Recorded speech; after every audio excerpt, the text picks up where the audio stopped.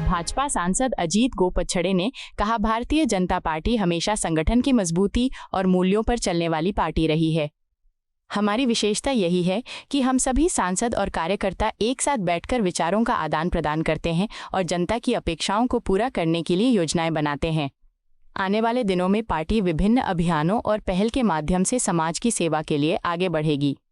इसी कड़ी में सेवा पखवाड़ा का आयोजन किया जाएगा, जिसमें हम सभी मिलकर गरीबों, वंचितों और ज़रूरतमंदों तक सहायता पहुंचाएंगे। यही भाजपा की असली ताकत है। अमेरिकी राष्ट्रपति डोनाल्ड ट्रंप के बयान पर कांग्रेस सांसद प्रमोद तिवारी ने कहा, सवाल किसी एक नेता या व्यक्तिगत संबंधों का नहीं है, बल्कि भारत अमेरिका संबंधों और भारत के राष्ट्रीय हितों का है। अमेरिका द्वारा लगाया गया 50% टैरिफ सीधे तौर पर भारत के 140 करोड़ नागरिकों के खिलाफ है। ये निर्णय हमारे उद्योग, किसानों और आम उपभोक्ताओं पर बोझ डालता है।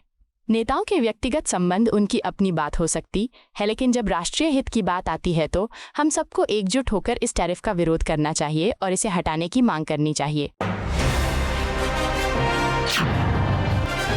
पंजाब के मुख्यमंत्री भगवंत मान के अस्पताल में भर्ती होने पर आप नेता मनीष सिसोदिया ने कहा, कल शाम मुख्यमंत्री भगवंत मान जी की तबीयत अचानक बिगड़ने के कारण उन्हें अस्पताल में भर्ती कराना पड़ा।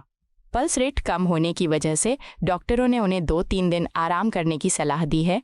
हम सबके लिए ये राहत की बात है कि अब उनकी स्थिति स्थिर और ठीक है। अस्पताल में रहते हुए भी उनका मन पंजाब की जनता और बाढ़ प्रभावित इलाकों में ही लगा है। वे लगातार अधिकारियों से संपर्क में हैं और राहत कार्य की जानकारी ले रहे हैं। सचमुच उनका शरीर अस्पताल में है, लेकिन आत्मा पंजाब के लोगों के साथ है। प्रधानमंत्री नरेंद्र मोदी जी ने देश को जीएसटी का ऐतिहासिक तोहफा दिया है। आज देश की कर व्यवस्था सरल, पारदर्शी और एकीकृत रूप में सामने आई है। कई लोग इसका श्रेय लेने की कोशिश करेंगे, लेकिन सच्चाई ये है कि वर्तमान छूट और सुधार केवल प्रधानमंत्री मोदी की दूरदर्शिता का परिणाम है। याद कीजिए, जब ममता बनर्जी कांग्रेस में थीं तब उन्होंने जीएसटी का विरोध किया था और उस समय चॉकलेट पर भी 27% जीएसटी लगाया जाता था। आज स्थिति बिल्कुल अलग है, क्योंकि भाजपा सरकार जनता के हित में निर्णय ले रही है। भाजपा नेता दिलीप घोष ने कहा, ममता बनर्जी जब केंद्र सरकार में कैबिनेट मंत्री थीं तब उन्होंने कुछ खास काम नहीं किया, जनता के लिए कोई ठोस पहल नहीं की, लेकिन आज स्वास्थ्य और जीवन बीमा पर 0% कर का श्रेय लेने की कोशिश कर रही हैं।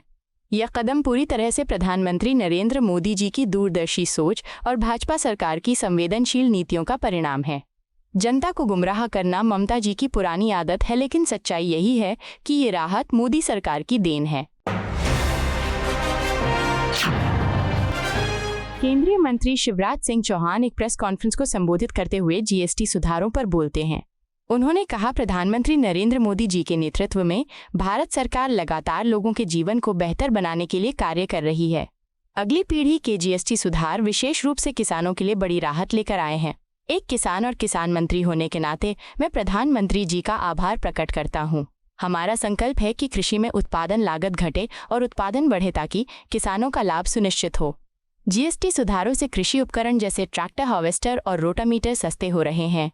ये बदलाव किसानों के लिए वास्तव में वरदान साबित होगा। कांग्रेस सांसद दीपेंद्र सिंह हुड्डा ने कहा, हरियाणा में पिछले कुछ वर्षों में बाढ़ की समस्या और भी गंभीर होती जा रही है। इसके पीछे प्राकृतिक कारण तो हैं ही, लेकिन भाजपा सरकार की निष्क्रियता भी कम जिम्मेदार नहीं है। पिछले 11 वर्षों में एक भी नया नाला या नहर नहीं बनी। खट्टर सरकार की नीति के तहत किसानों से स्वेच्छा से जमीन देने की बात की गई, लेकिन भौगोलिक बदलाव का बहाना बनाकर दादूपुर और नलवी जैसे कई स्वीकृत नाले रद्द कर दिए गए। ये सीधी चोट किसानों पर है। हमें ठोस नीति और वास्तविक काम की जरूरत है, इनकी बहानों की। ईद मिलाद-उन-नबी के जुलूस के दौरान फिलिस्तीनी झंडा फहराए जाने पर कांग्रेस प्रवक्ता सुरेंद्र राजपूत ने कहा, ईद मिलाद-उन-नबी के जुलूस के दौरान कुछ युवाओं ने फिलिस्तीनी झंडा फहराया। इस पर अनावश्यक विवाद खड़ा किया जा रहा है। मैं स्पष्ट कहना चाहता हूं कि फिलिस्तीनी झंडा लहराना देशद्रोह नहीं है। अगर कुछ युवा फिलिस्तीन के समर्थन में खड़े होते हैं तो इसमें गलत क्या है? भारत हमेशा से मानवता और न्याय के पक्ष में खड़ा रहा है। पूरी दुनिया जानती है कि फिलिस्तीन के साथ अन्याय हो रहा है और पूरा देश फिलिस्तीन के समर्थन में खड़ा है। हमें इसे नकारात्मक राजनीति का विषय बनाने के बजाय शांति और न्याय की आवाज बुलंद करनी चाहिए। उत्तराखंड के मुख्यमंत्री पुष्कर सिंह धामी ने देहरादून में नियुक्ति पत्र वितरण समारोह और जनजातीय कल्याण परियोजनाओं के उद्घाटन समारोह में उपस्थित लोगों को संबोधित किया।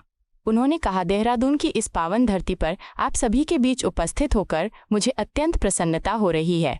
आज का दिन खास है क्योंकि नियुक्ति पत्र वितरण और जनजातीय कल्याण परियोजनाओं के उद्घाटन से उत्तराखंड के विकास का नया अध्याय जुड़ रहा है। हमारी सरकार का संकल्प है कि युवाओं को उनकी मेहनत और प्रतिभा के अनुसार अवसर मिले। नियुक्ति पत्र पाने वाले युवाओं से मेरा आग्रह है कि वे राज्य और देश का गौरव बढ़ाएं। जनजातीय समाज हमारी सांस्कृतिक धरोहर है और नई योजनाएं शिक्षा, स्वास्थ्य व रोजगार को सशक्त बनाकर उन्हें मुख्यधारा से जोड़ेंगी। उत्तर प्रदेश के मुख्यमंत्री योगी आदित्यनाथ ने 1.5 लाख कॉमन सर्विस सेंटर के माध्यम से परिवहन सेवाओं के उद्घाटन कार्यक्रम को संबोधित किया। उन्होंने कहा, आज लखनऊ में 1.5 लाख कॉमन सर्विस सेंटरों के माध्यम से परिवहन सेवाओं की शुरुआत करते हुए मुझे अत्यंत प्रसन्नता हो रही है। ये कदम उत्तर प्रदेश को डिजिटल और सुगम सेवाओं की दिशा में नया आयाम देगा। अब आम नागरिकों को परिवहन विभाग से जुड़ी सेवाएं जैसे लाइसेंस, वाहन पंजीकरण आदि अपने घर के पास ही उपलब्ध होंगी। इससे समय की बचत, पारदर्शिता और सहूलियत सुनिश्चित होगी। हमारा लक्ष्य है तकनीक का अधिकतम उपयोग कर शासन को सरल और जनता के अनुकूल बनाना। साथ ही राज्य के बस स्टेशन भी आधुनिक और आकर्षक बनेंगे। हरियाणा के मुख्यमंत्री नायब सिंह सैनी ने कहा, हरियाणा सरकार ने रोजमर्रा के खाने की वस्तुओं जैसे रोटी और पराठे पर जीएसटी को पूरी तरह से शून्य करने का महत्वपूर्ण निर्णय लिया है। ये कदम न केवल आम जनता के लिए राहत देने वाला है बल्कि हमारे पारंपरिक खाद्य व्यवसायों को भी बढ़ावा देगा। इससे स्थानीय उद्योगों और छोटे व्यवसायों को मजबूती मिलेगी। हरियाणा के खाद्य प्रसंस्करण उद्योग को नई ऊर्जा और अवसर मिलेंगे। हमारा उद्देश्य है कि राज्य में रोजगार बढ़े, कारोबार सशक्त हो और हरियाणा के लोग गुणवत्तापूर्ण और सस्ते खाद्य उत्पाद आसानी से प्राप्त कर सकें। महागठबंधन नेताओं की बैठक पर राजद नेता तेजस्वी यादव ने कहा, गठबंधन नेताओं के साथ हमारी चर्चा हमेशा चलती रहती है। यह एक सतत प्रक्रिया है ताकि बिहार के लोगों के लिए बेहतर नीतियां बनाई जा सके। आप सभी बिहार की वर्तमान हालत देख रहे हैं। पिछले 20 वर्षों तक बिहार पर राज करने वालों का परिणाम स्पष्ट है। बढ़ता अपराध, भ्रष्टाचार, शिक्षा का अभाव, रोजगार की कमी, सिंचाई और कृषि में समस्याएं और बहुत कुछ।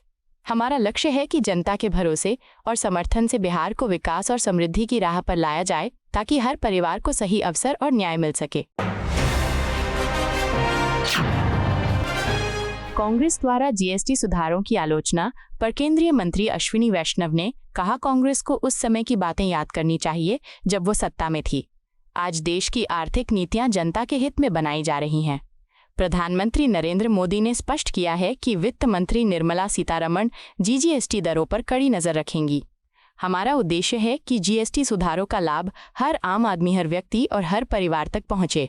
इस प्रक्रिया में पूरी पारदर्शिता और निगरानी बनी रहे। जनता को राहत और सुविधा मिले, यही हमारी प्राथमिकता है।